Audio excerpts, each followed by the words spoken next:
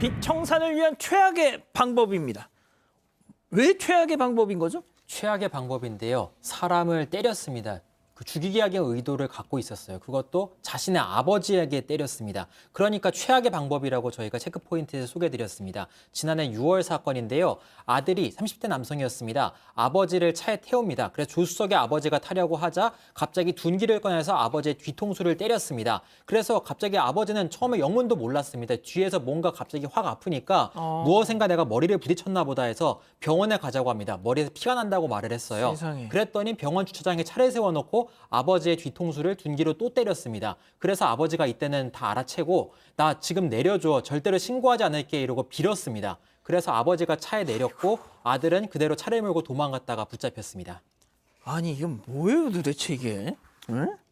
왜 이런 거예요 도대체? 돈 때문이었습니다. 이 아들, 이 범행을 저지른 아들 같은 경우에는 한 40억 정도 되는 부채가 있었는데 이 채무의 명의자인 아버지를 만약에 이 아버지가 세상을 떠난다면 자신이 이제 지게 된 빚을 해결할 수 있다라는 그런 마음을 가진 것 같습니다. 이 아들 같은 경우에는 지인들로부터 한 40억 상당의 돈을 빌려서 그걸 다 사용했습니다. 뭐 생활비, 유흥비 등으로 사용했고 소위 돌려막기 방식으로 이제 돈을 막아오다가 이걸 더 이상 변제하는 게 어렵게 되자 그 채무의 명의자인 이 아버지를 살해한다면 이런 상황이 해결될 것이라고 생각해서 범행을 저질렀다고 한 것으로 조사가 됐습니다.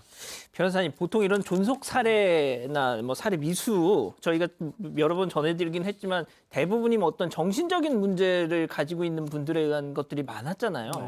근데 이거는 보니까 약간 저는 1994년도 그때 대한민국 최초 존속 살해 그 박한상 사건 약간 그 생각도 나고요.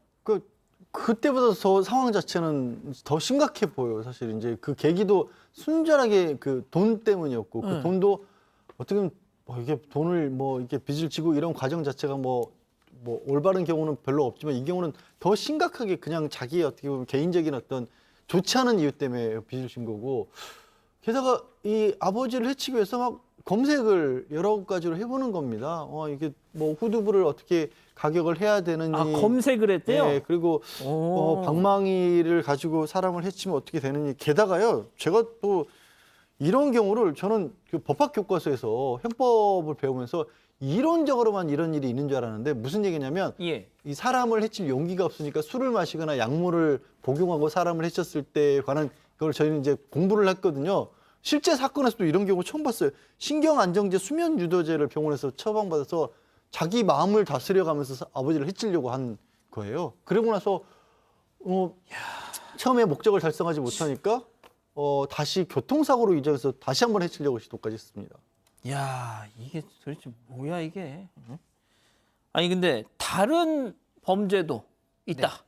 사기도 저질렀고 사문서 위조 혐의까지 받았습니다. 왜냐하면 돈을 돌려막기 하다 처음에 돈이 없어서 결국에는 최악의 방법을 선택했다고 말씀드렸잖아요. 그 법률사무소에서 일하는 직원이었습니다. 그러면서 의뢰 들어온 사건마다 또 사기 혐의가 있었습니다. 왜냐하면 들어온 사람들한테 돈을 빌려주면 의뢰인들의 수임료와 합의금을 좀 빌려주면 원금과 이자, 월 6%의 이자를 쳐서 주겠다. 6개월 안에 돌려주겠다 이렇게 말을 합니다. 그래서 111억 원을 빌렸습니다. 이렇게 받아냈고 그리고 이 돈을 빌려내기 위해서 법률사무소에 일하면서 차용증을 썼는데 이 혐의가 전부 사문서 위조로 적용됐습니다. 소장님, 이런 존속 살해를 시도하는 자들의 이 심리는 어떻게 해석을 해야 됩니까, 이거? 여러 가지 연구들도 많이 진행돼 있고 그랬지만은 그래도 이제 종속 살해를 뭐 시도하는 사람들은 크게는 두 가지로 많이 보죠. 그러니까 하나는 어렸을 때부터 돌봄을 받지 못해서 이제 원한을 가지고 큰 거죠. 복수심과 원통함을 가지고 커서 기회가 될 때 이제 그 원한을 갚는 마음으로 이렇게 분노를 터뜨리는 것으로 부모님에게 살해를 한다든가 이런 경우도 있는데 생각보다 또 많은 경우가 너무 오냐오냐해서 커서 예를 들어서 재질을 하는 사람이 없는 거죠.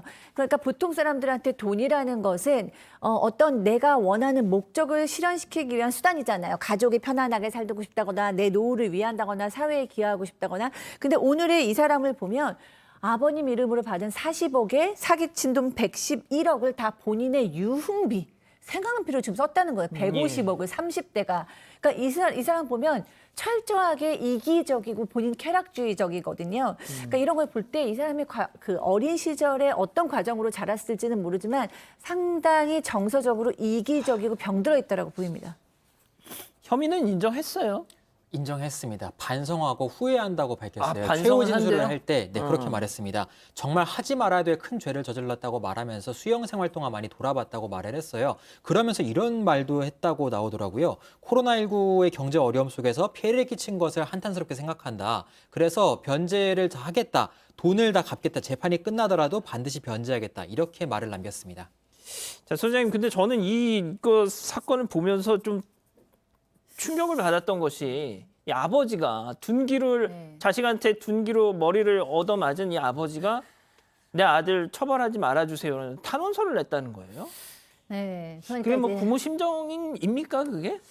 그렇죠. 그러니까 사실 이해가 아주 안 되지는 않죠. 그러니까 아까 제가 얘기한 것처럼 만약에 아들이 돌봄을 못 받아서 너무 외로워서 원통함을 가지고 그랬다면 부모님은 죄책감을 느낄 것이고 또 오냐오냐 하는 마음으로 그랬다면 내 아들은 원래 그런 애가 아니라라고 이렇게 합리화하고 싶으시겠죠. 하지만 그리고 부모님들의 심정은 그렇잖아요. 우리 영화에서도 자기를 죽이는 아들의 흔적을 지워주는 그런 영화도 있었잖아요. 그러니까 부모님의 마음은 그런데 과연 이런 행동이 옳은가라는 질문은 나옵니다. 왜냐하면 이 아들 정말 사회에서 뭐 지금 98명에게 98장의 사문서를 위조했다라고 하는데 이 정도면 사회적 암 같은 존재라고 보이거든요.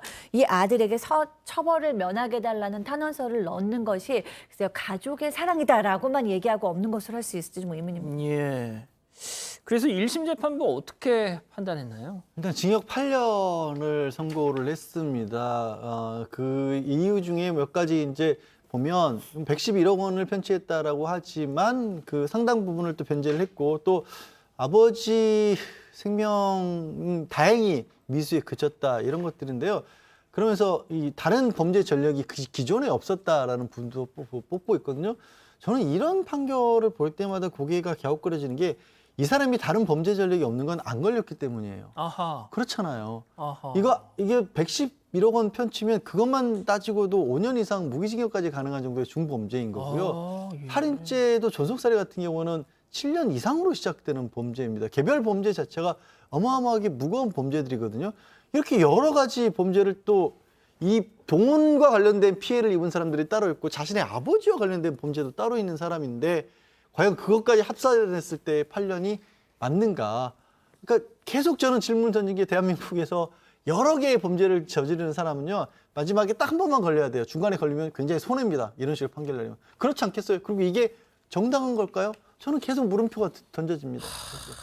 아니 저는 그 아버님이 그냥 좀 큰맘 먹고 좀 정신 좀 차리라고 그냥 결심을 하시는 게 어떨까라는 생각도 얼핏 드는데 말이죠. 뭐 제가 판단할 건 아니지만 알겠습니다. 오늘 법 이렇게 마무리하고요.